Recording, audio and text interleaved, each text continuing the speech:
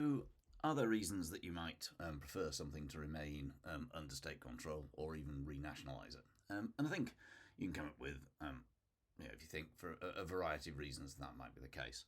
Some standard arguments are one, there are certain industries that are very strategically important, that you don't necessarily want to be run by the private sector because of the risk of perhaps foreign ownership and so on. So that can come into things like defence. There's been lots of controversy over things like the 5G network, and the extent to which we want foreign companies involved in developing that. So where there are industries that are so particularly significant, the government might prefer to have ownership or control of them, and you could extend that as far as something like steel or something where it's viewed as strategically important for defence and things like that. Secondly, there are some countries, those of you to whom I taught development, privatisation as recommended by the IMF as part of its liberalisation process led to big increases in prices in some places because, Bolivia and bottled gas and so on. Because obviously, when it's owned by the government, it's not profit making. The government can subsidise it or can keep prices down. So, likewise and we saw during COVID that in some countries, governments kind of basically, didn't pass on big increases in kind of oil prices and so on and so forth, because a lot of these industries were owned by the state, and the state simply didn't want to increase prices. So therefore, state ownership of certain sectors, like things like utilities, gas, electricity, and water, can be a way of keeping prices down for low income groups, and therefore maybe a way of reducing income inequality. A third reason can be to do with the broad idea of market failure. So there are some things that just aren't that suitable or fully suitable for markets. So obviously, on the one hand, public and merit goods. Public goods can't be provided through the market at all because they're non-excludable.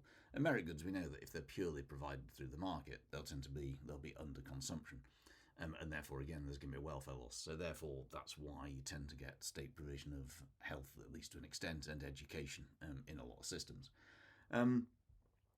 Or there are things where kind of just leaving the market to run it again is going to lead to a welfare loss, and we saw that with prisons and contracting out to private sector firms.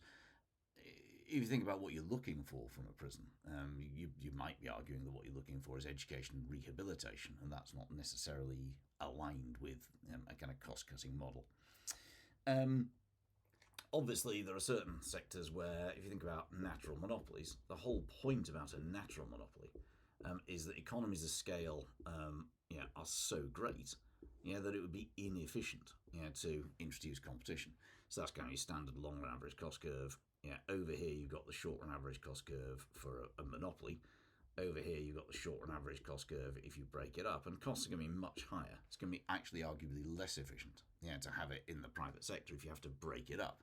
And if you don't break it up, then you've just created a private sector monopoly.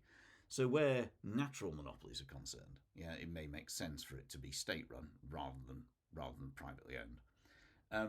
And a similar argument can be made for sort of integrated networks like transport, where you want them all to fit together very well. Immediately after privatisation of the railway system in the UK, there wasn't even a national timetable anymore. Obviously there's the internet these days, but back then, this kind of each train company ran its own network, and didn't seem to be much coherence between them. There are certain times where you might want to actually renationalise or take into state ownership things. Two examples from kind of history. One is kind of jobs.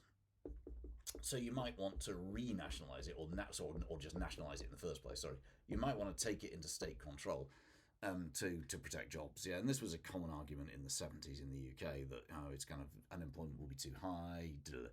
I'm not sure that's necessarily a great argument, but it's an argument that's sometimes made. The danger is obviously that the reason those jobs were being lost was that these companies were inefficient. But there you go. But during the financial crisis,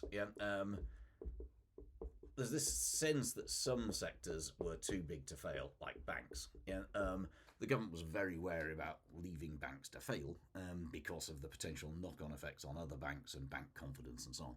So therefore, the government took ownership of a number of banks. So Northern Rock owned at least part of Lloyd's and NatWest.